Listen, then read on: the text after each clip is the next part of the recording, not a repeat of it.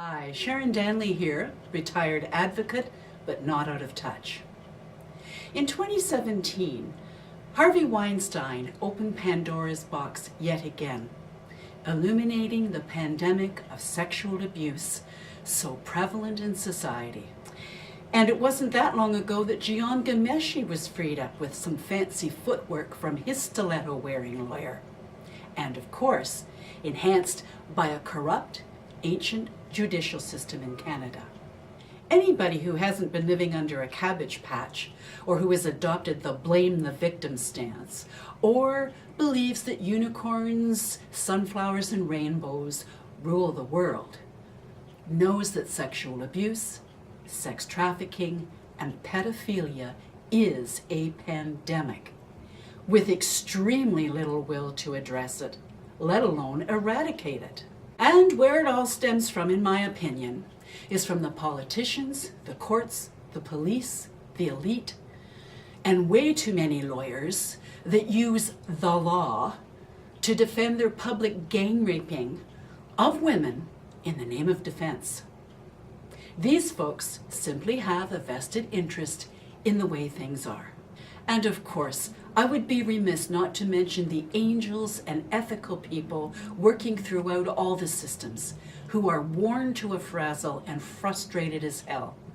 But there simply isn't enough of them, or enough will by the powers that be to provide them.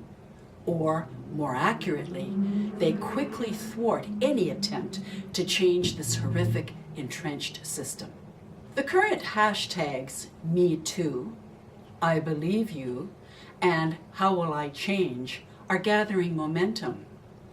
Young and older men alike are climbing on board and lending their support.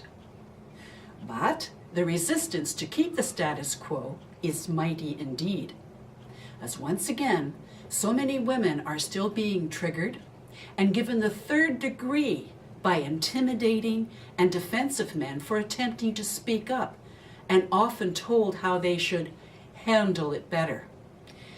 And of course, there are those who are simply silent in their fear.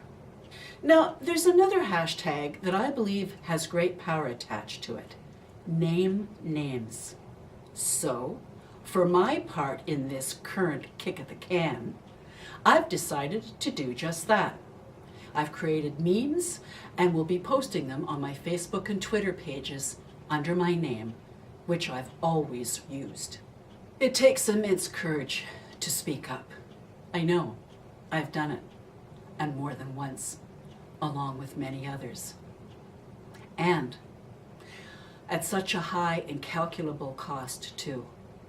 However, I never have a problem sleeping, and I'm pretty good friends with my shadow self.